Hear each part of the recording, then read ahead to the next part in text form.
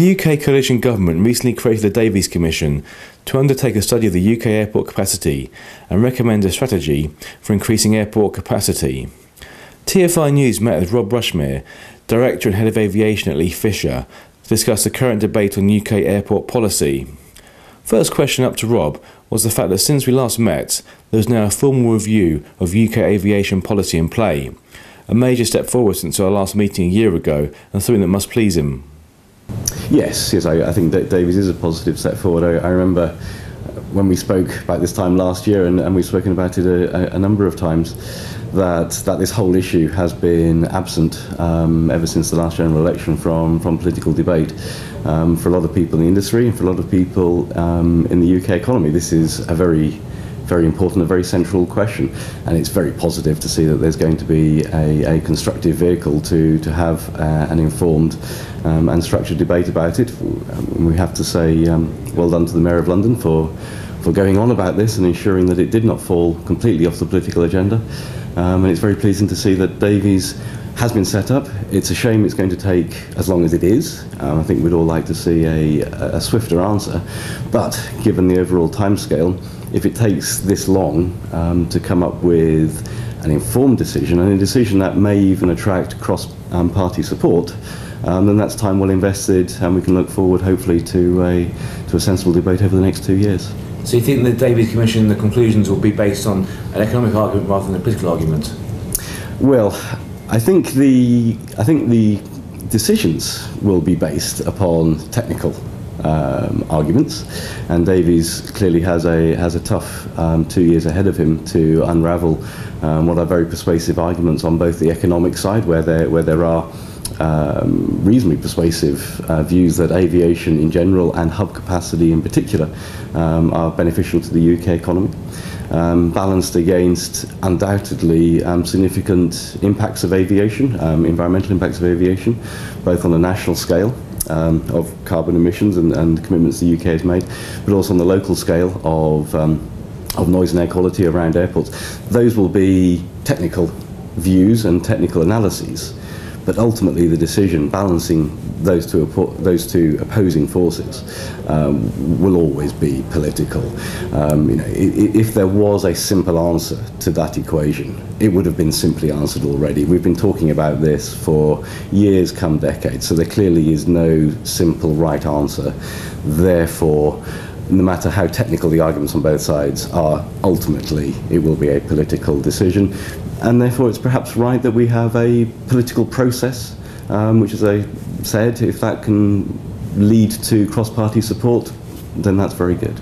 One of the issues is whether the UK can sustain a two-hub airport structure. What's your take on that? Yes, it's a popular view by many airports that are not Heathrow, that the UK could sustain, say, two airports. My view is that I think that's very unlikely, certainly in the medium term.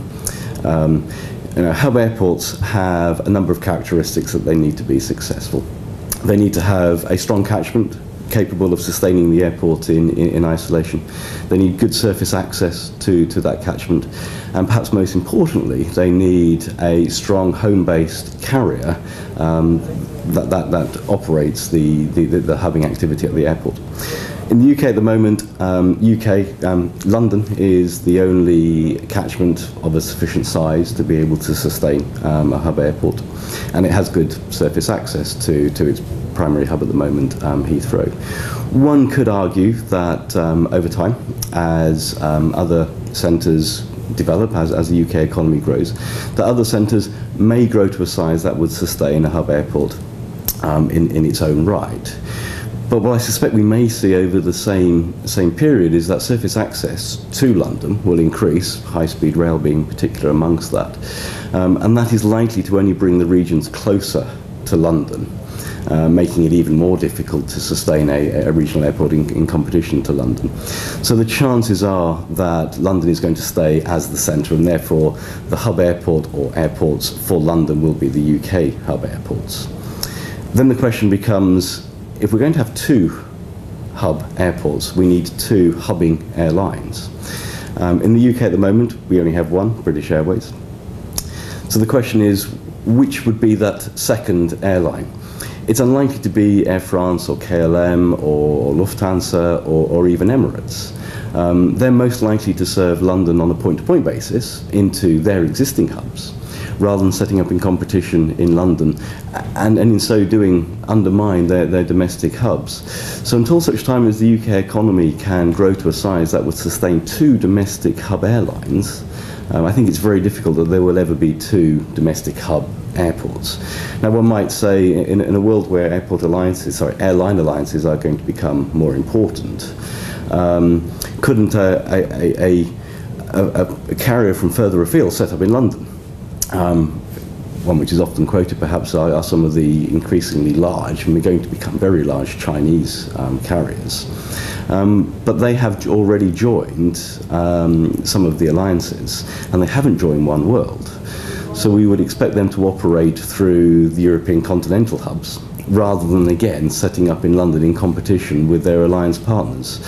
So whilst there are undoubtedly carriers in other parts of the world who conceivably could set up in London, given their emerging relationships with European carriers, it's difficult again to see why they would set up in London.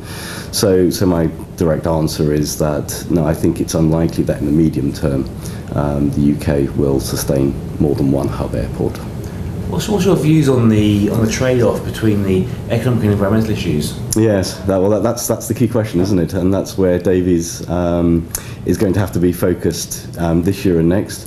On that, it's really good to see that the interim report expected at the end of this year is not just going to be a signpost, it's going to be a progress report on the way to 2015, but is actually going to set out definitive views on some of these issues, so that then next year we can talk about the balance between the options that he's going to investigate in more detail, and that's good, because this is clearly where it comes down to this debate between the economic benefit and the environmental cost. And it's interesting to see that the press debate on this has already leapt into, is it West London or is it East London? Where should the capacity go?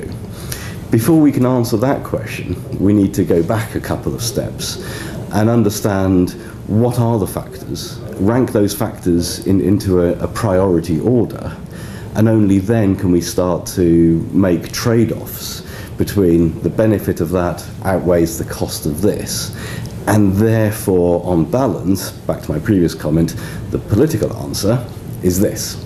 So on the economic side, there's persuasive arguments to suggest that aviation, and particularly hub capacity, has a positive impact upon the economy.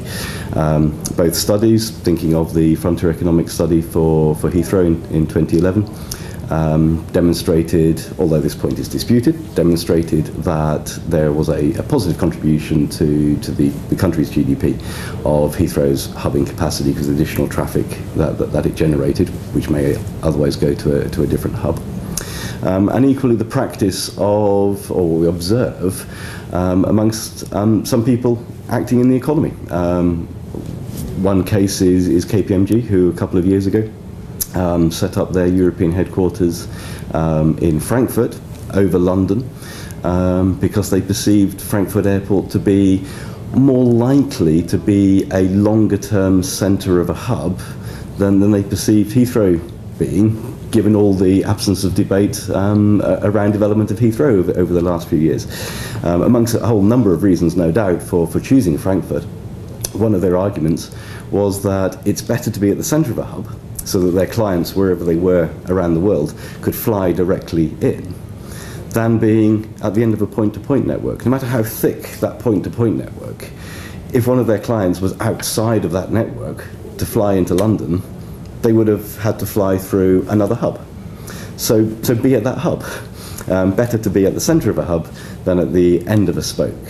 So both studies and observed practice suggests that industry likes the benefit that a hub operation brings. Equally, on the environmental side, there are just as persuasive arguments to say that but the impact of aviation is just so great that we've got to sort that out. And there are two issues, one local and one the national stroke international. The second of those relates more to carbon, and a number of agreements that the UK has entered into internationally.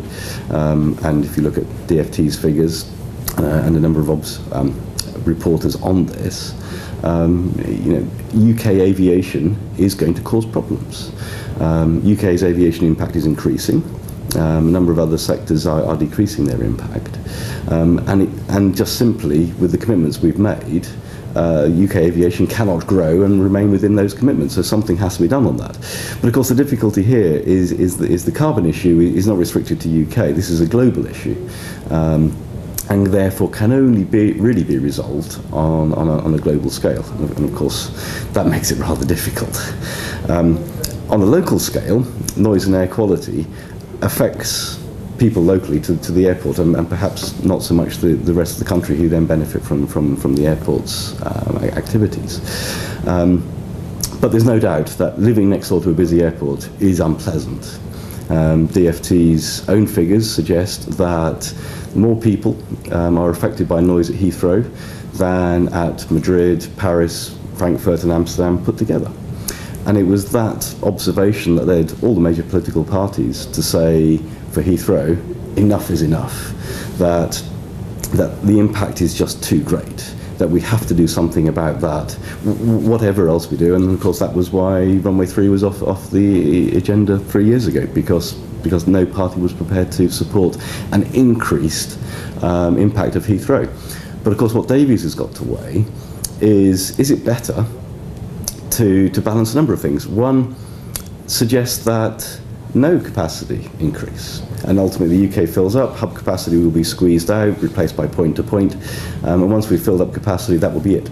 No more aviation activity in the UK, and no more hub capacity, or not significant volume of hub capacity in the UK. But of course, that traffic won't go away. It won't go away from the world, it will just move out of the UK. We'll just offshore it to Dubai or to Paris. So back to my earlier point, that this is an international issue that needs to be addressed internationally. So this is where then Davies may conclude, okay, we accept that there will have to be some element of capacity growth in the UK, but we have to manage that in a way that is appropriate and reflects both our international commitments and appropriate on a local scale. And so this is where we can now start to answer the debate of, is it west, is it east, is it north? Where does the capacity go? Because we're now balancing the local needs of local residents against the economic need of the country and the southeast in particular. If we conclude that enough is enough around Heathrow just may not be an option. And therefore, where is it? Is it better to develop at Stansted, taking relatively few impacted people and impact more than they are today? Is it better to take somewhere in the Thames estuary and take unimpacted marine life and impact it really quite severely? If you ask RSPB, they are quite certain that the environmental impact of developing the Thames estuary under European legislation is an impact that just cannot be sustained. It would breach too many agreements, that it is just not possible. And so this is where, as I said earlier, Davies has to balance these issues. I don't have an answer, because ultimately that answer is going to be political. The technical analyses on both sides, but ultimately a political decision. If the Commission opts to favour Heathrow and conclude Heathrow is the best option and increase capacity, sure, let's go back to the pre-BAA days before being split and reinforcing the monopoly, no? No, it's not. Two reasons. One, the monopoly that was BAA, the monopoly over the London system and indeed over the Scottish system, has been broken up through the sale of Edinburgh, Gatwick and now most recently Stansted. And I think we can see positive signs from that. The transformation, I think, at Gatwick over the last few years has been quite dramatic. And Gatwick is very actively competing with Heathrow for point-to-point traffic into London. And we would expect Stansted to do exactly the same. Maybe a more difficult ask, that one, but it'd be interesting to see how Manchester and IFM get on there over the next couple of years. But what we've not seen with Gatwick, they may disagree with me on this, but what we've not seen at Gatwick, and what I don't expect we'll see at Stansted either, is competition with Heathrow for its more natural monopoly around hubbing traffic. Stansted and Gatwick both take point-to-point traffic. We've not seen any major hub carrier moving into Gatwick and setting up in competition with Heathrow, much for the conversation, for the reasons I said earlier, that it's difficult to see how that would happen. So the monopoly of Heathrow, of hubbing, will stay. Now, the interesting question, and I think this is quite an interesting point, is will additional capacity at Heathrow in fact lead to greater competition and not less? If somebody wanted to compete at Heathrow at the moment, almost impossible. Slots are traded very irregularly and at high prices. So new entrants into that market just simply cannot get in. And therefore it's regulated because it has to be. And it's difficult to engender competition in that constrained system. Whereas additional capacity, at least in the short term until the capacity has been filled up, would permit new entrants to enter the Heathrow market and compete with the incumbents. So in the short term, perhaps perversely, we might see more competition at Heathrow, not less, from additional capacity. In the medium term, we would expect that capacity to be filled up and we return to where we are today. And finally, looking at recent asset sales, we've seen sales in Brazil, Portugal, and now Stansted. What's your take on the multiples being paid? Yes, it's been interesting to observe the behaviour of the market over the last year or so, really, isn't it? It's quite a recent trend that we've seen good prices being paid for good assets, and I think that's the point. It's assets with value that are attracting prices that reflect that value. So if we look at Brazil, some quite astounding prices paid a year ago for the first round of privatizations, where clearly the investors there saw the opportunity to get in early into a growing and rapidly expanding economy over the next decade or so, with two major events coming up. Unique opportunity to get in first. And so clearly value in that, and investors prepared to pay significant prices for it. Similarly at Edinburgh, again about a year ago, capital city airport, nice airport, good value in that asset, good price paid. Anna very recently in Portugal, closing first half of this year. Deal concluded just before Christmas. A unique system. Interesting, you just asked me about the BAA monopoly of London. Here's a country that's just sold a monopoly on all airports in the country. And Vinci had a particular strategic reason for internal purposes to particularly desire that asset. But why wouldn't you? And clearly that led to a very high price being paid. And then most recently, Stansted, expected to close this month. And again, good price paid. Stansted's a more interesting case because its role in the London system is quite difficult. It sits at the bottom of the London cascade, with traffic would go into Heathrow and then into Gatwick and then into Stansted. But clearly the investors there took the view that no new capacity is likely in at least 10 years, probably at least 15 years if we're being realistic. So that's a very large window. A lot of capacity there and permission to grow capacity. So clearly a very desirable asset. So again, that had value and that was reflected in the price.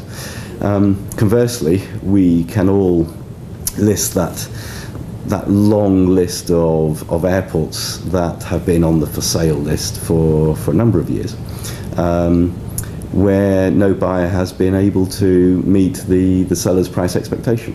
So where airports are being sold without intrinsic value, perhaps, they're not realising the same level of price. And in many ways, that's quite a good thing. If we go back 5 or 10 years where the market was quite different and high prices were being paid for what are now underperforming assets, it's perhaps a good thing for the industry that that there's some more prudence and common sense over the level of pricing. Well, thank you.